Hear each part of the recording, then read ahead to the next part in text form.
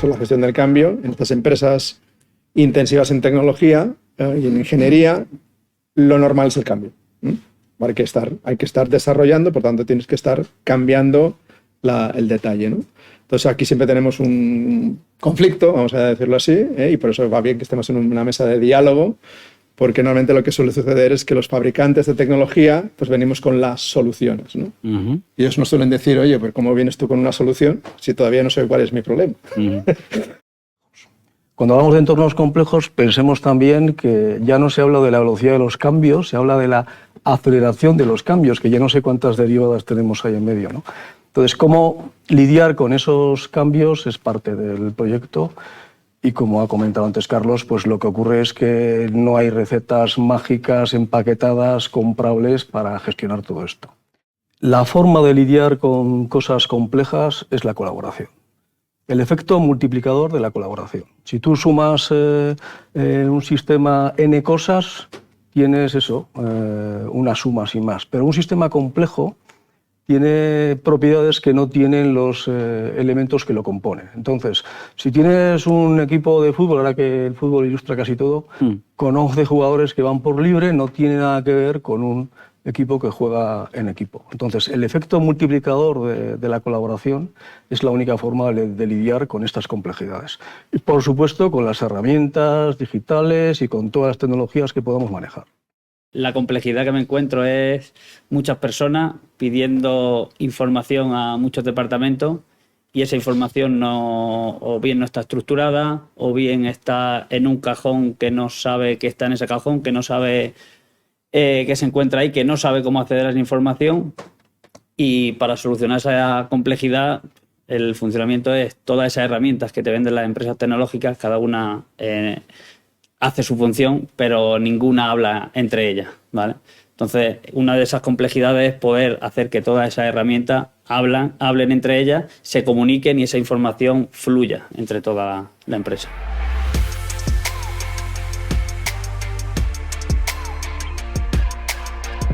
Para las organizaciones, aunque la tendencia es a planificarlas y a que cada vez sean más horizontales en cuanto a estructura, siempre hay ciertos niveles en la organización y siempre nos encontramos con que a la hora de tomar decisiones en el plano más operativo, más táctico en cuanto a qué sistemas vamos a utilizar, cómo se tienen que comunicar esos sistemas, se hace un ámbito muy, muy técnico quizás, y luego esa información tiene que llegar a los estratos de la organización que tienen que utilizar esa tecnología y aprovechar todo ese potencial que puede ofrecernos la tecnología. Y eso es uno de los puntos clave porque la cultura se come a la estrategia para desayunar, como decía Peter Drucker, y al final, si no resolvemos ese problema de transmitir esa cultura a toda la organización, a todos los niveles de la organización, pues podemos tener unos sistemas espectaculares que funcionen de maravilla, que nos permitan tener acceso a la información, pero si la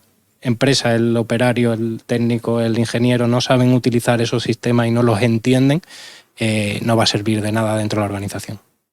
La colaboración, como hablamos, es fundamental, es un elemento fundamental dentro de las organizaciones, pero a la hora de tratar con un entorno cambiante, en empresas que al ser intensivas en el trabajo de ingeniería requieren de una evolución constante, de una actualización de las tecnologías constante, el trabajo, esa colaboración entre las empresas se queda corto.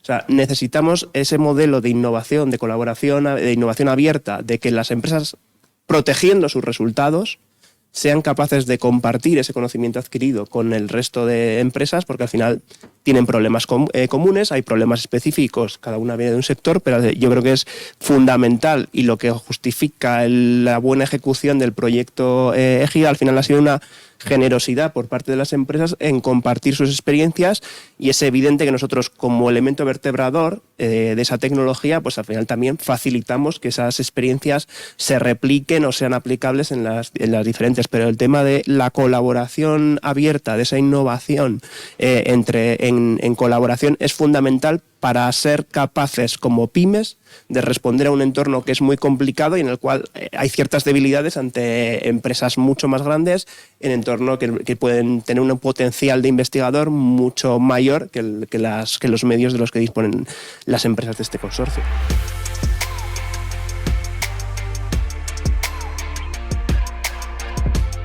en empresas intensivas en ingeniería significa que hay personas que ostentan ese conocimiento, que tienen que obligatoriamente compartirlo. Entonces, claro, esa obligación de compartirlo es, digamos, lo que hay una resistencia, porque si tú compartes tu conocimiento, a continuación el de al lado también se va a mover. Y tú lo que no quieres es que nadie se mueva, porque tú quieres estar en tu zona de confort de la tecnología.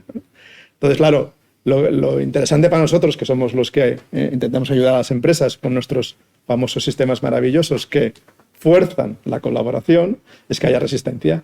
Haya resistencia al cambio en ese sentido. Es decir, no, yo con esto que sé ya estoy cómodo.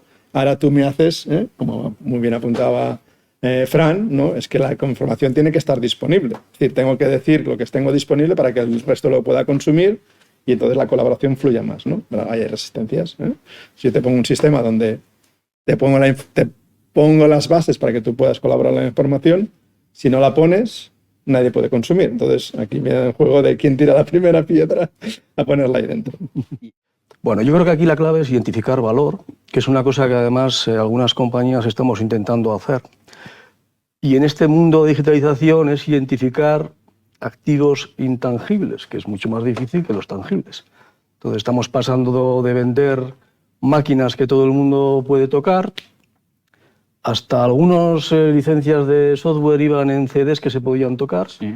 Y de repente ahora tenemos todo esto intangible. Yo antes, hablando de los datos, me viene un poco esa línea de dato, información, conocimiento, inteligencia. Todas estas 4 catalogaciones que van hacia arriba son intangibles, pero hay gente haciendo negocio con eso ahora. Esas colaboraciones tienen que venir de alguna forma de que los que están colaborando vean el efecto multiplicador y lo que va a ocurrir.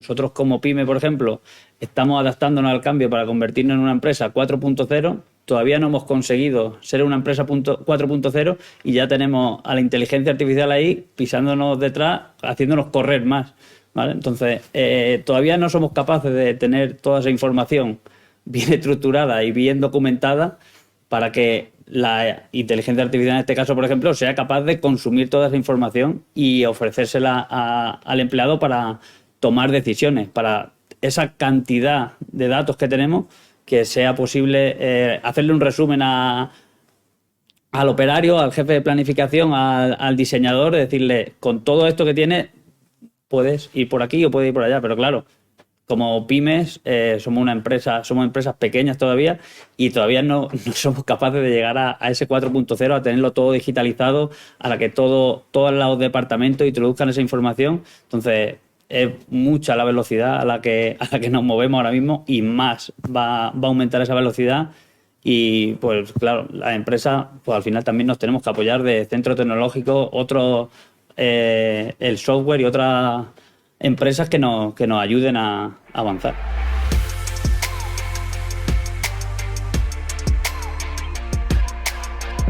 Por un lado, puede suponer un riesgo el hecho de que surja nueva competencia, porque además esta competencia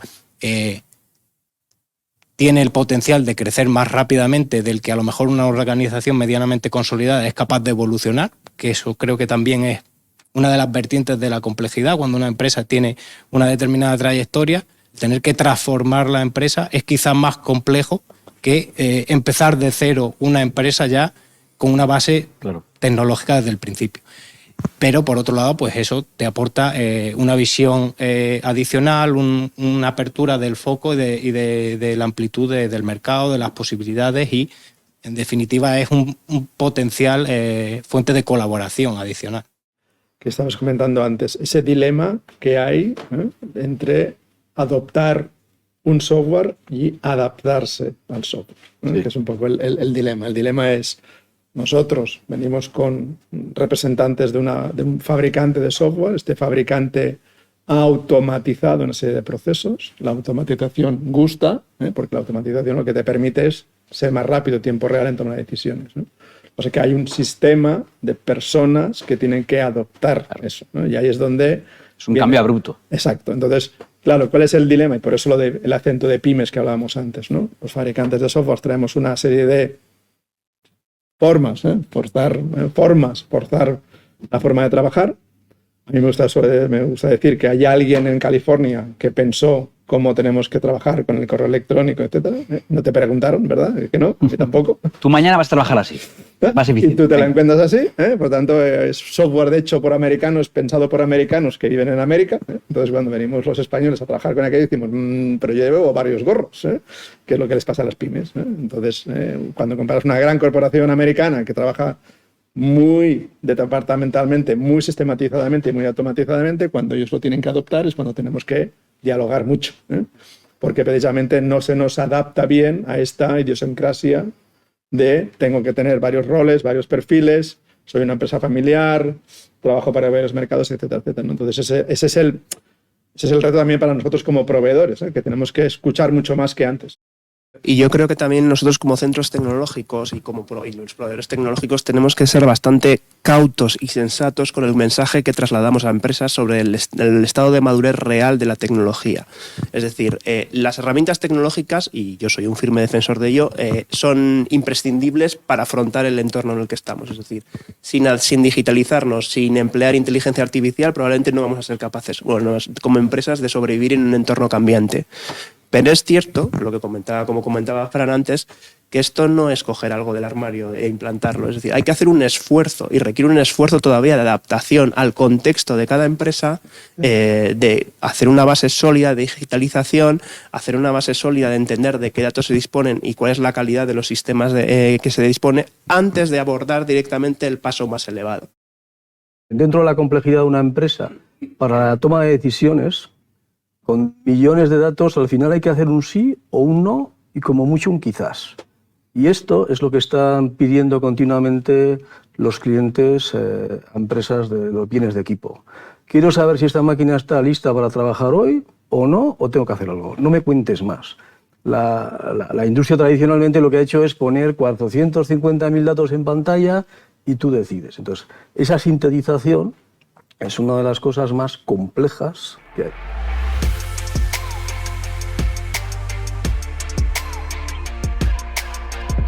Si me preguntas a mí, yo creo que está muy verde toda esta expectativa totalmente desorbitada de inteligencia artificial generativa y modelos de lenguaje y demás. Está muy lejos todavía eso. Lo que tenemos ahora parece que estamos también, como dice Fran, intentando seguir el ritmo de lo que puede hacer esto. Sobre todo son sistemas que han aprendido de una millonada de datos y de información, pero que ya estaba digitalizada. Sin embargo, la inteligencia natural está basada en un montón de percepciones y en aprendizajes continuos, interactivos, que de alguna manera todavía no se han podido producir en esas inteligencias que residen en sistemas de computación. Casi una mejor respuesta, sin esquivar, a la gallega, es casi todas las decisiones de negocio se toman con un montón de datos, pero con las tripas de alguien. Y las tripas, no es una broma, las tripas tienen conexiones neuronales con el cerebro. Yo creo que al margen de aspectos o de puntos concretos, como puede ser, no sé, en algunos aspectos de conducción autónoma, en entornos muy controlados, incluso en algún tipo de control de máquinas en general, y yo creo que ya es un paradigma que ni siquiera se considera. O sea, al final, el concepto de inteligencia artificial cognitiva con una fábrica, con industria, por llevarlo a la industria, con una planta oscura donde no va a haber ningún humano, yo creo que incluso se ha desechado. O sea, al margen de por temas sociales, porque tiene mala prensa, es cierto. Porque, como ha comentado José María, o sea, ahora mismo somos más conscientes de que la complejidad de la realidad es probablemente inasumible para sistemas que aprenden a base de históricos. Entonces, yo creo que ya, por llevarlo más a mi mundo, al mundo tecnológico, incluso las directrices que vienen desde Europa, a nivel tecnológico se habla de que la inteligencia artificial tiene que ser, en inglés, data-centric, centrada en los datos, pero a la vez human-centric, tiene que estar con el humano en el centro.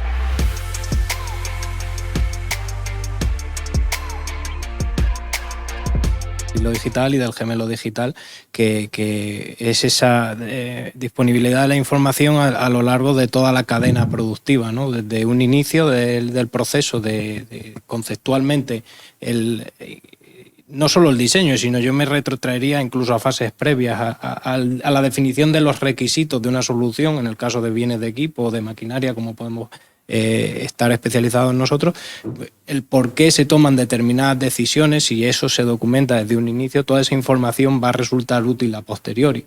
el ejemplo más claro es el que comentaba Fran del servicio técnico, pero también esa información le va a valer al equipo técnico y al equipo de diseño cuando se enfrente a un nuevo diseño. Si todo está bien documentado, esa información está accesible, como comentamos, y disponible, pues cuando se enfrenten a una revisión del diseño, cuando haya que hacer un cambio de ingeniería, cuando haya que afrontar el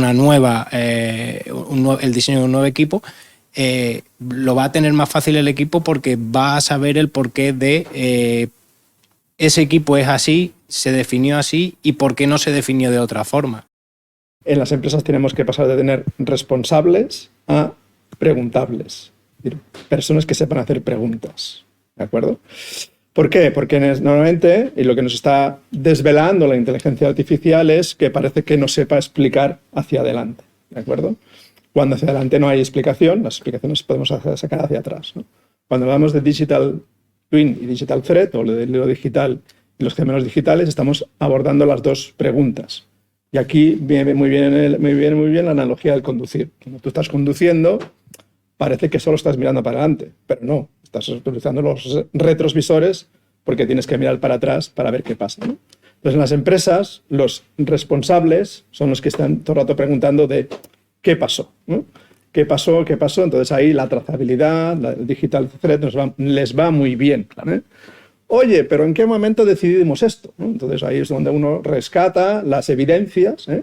Y alguien consigue sacar la pregunta o no, porque ahora buscaron en los correos electrónicos. Igual no la encuentras y tienes que ir para adelante, ¿no? El Digital Twin sí que va más con la simulación y, por tanto, con la pregunta hacia adelante, ¿no? Oye, pero ¿esto va a funcionar? El concepto es el de simulación, ¿no? Nosotros tenemos que intentar ahora simular muchos escenarios sin destrozar muchas cosas. Entonces, estos modelos, tanto de compañía como de objetos, de máquinas y de servicios, estos modelos que permiten crear patrones de comportamiento en base a datos son extremadamente útiles, incluso aunque tengan alucinaciones, porque te permite adelantarte. Al final, ¿qué es planificar? Adelantarte.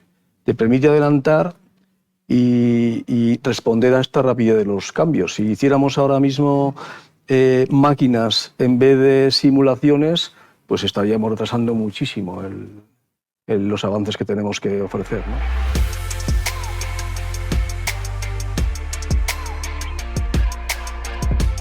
Sí, responsable es, yo soy una empresa que domino una tecnología y de ese dominio de la tecnología he hecho una organización mayúscula que sabe responder, ¿eh? Por tanto, entrego al cliente, no te pregunto qué es lo que quieres, te lo entrego, esta es mi solución, a una empresa preguntable, señor cliente, ¿usted qué quiere? Porque yo voy a ser capaz de rápidamente responderle.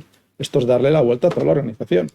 No es tanto aquello que sé y domino, sino cómo domino mi organización para responder rápidamente. Entonces, ese es el cambio en esencia que yo veo en mis clientes, ¿eh? Y en ellos los veo, ¿no? Una exigencia del mercado, una exigencia del cliente, que lo que te pide no es solamente yo quiero este bien, te lo compro, te lo pago y me olvido, sino este bien va a estar en el mercado, va a tener una vida útil relativamente larga y a lo largo de la vida útil del bien yo voy a tener que recurrir al fabricante o al comercial, al distribuidor que me ha vendido el bien para hacer una reparación, para hacer una mejora, para hacer una adaptación. Puedo requerir evolucionar ese equipo, ese bien, porque mis circunstancias de trabajo han cambiado. Yo antes compré ese bien para hacer un trabajo, pero ahora tengo que hacer otro trabajo que no tenía planteado inicialmente y acudo al fabricante para preguntarle si, oye, ¿es posible adaptar el equipo que yo compré hace 5 años para que ahora haga esto también? Entonces, al final, creo que es una necesidad que está imponiendo el mercado a las empresas y no tiene por qué ser algo monetizable, que en el caso de las empresas de software sobre todo es algo que claramente ha habido un cambio de tendencia. Nuestros clientes están acostumbrados a identificar el valor en los objetos y, por ejemplo, no hay ningún problema en identificar valor en el servicio técnico de las máquinas. Es decir, las máquinas, en nuestro caso, duran más de 20 años, entonces se entiende que alguien tiene que reparar. Eso está clarísimo y se paga por ello. Lo que no está tan claro es en este mundo digital y en este mundo de valor añadido es estos servicios que estás comentando son difíciles de identificar, lo que llamaba yo antes valor valor identificable intangible, ¿no? Por ejemplo, todo el software, todo, desde hace muy poco, pero bueno, todo, por estos chicos, todo el software de ONA ahora mismo se paga en suscripción. Y sin embargo, nuestros clientes no nos pagarían a nosotros de la misma manera. Lo veo como un requisito que va a haber, bien sea porque el modelo de negocio de los clientes cambie, bien sea porque el modelo de negocio de la empresa vaya hacia esa recurrencia de negocio. Creo que es una tendencia que no se va a poder eludir, por mucho que no nos guste y hay una reticencia cultural. Y ahí un poco en línea con lo que hablábamos en sostenibilidad, yo creo que la labor de la tecnología es hacer que ese cambio salga no gratis, porque nada es gratis, pero salga barato.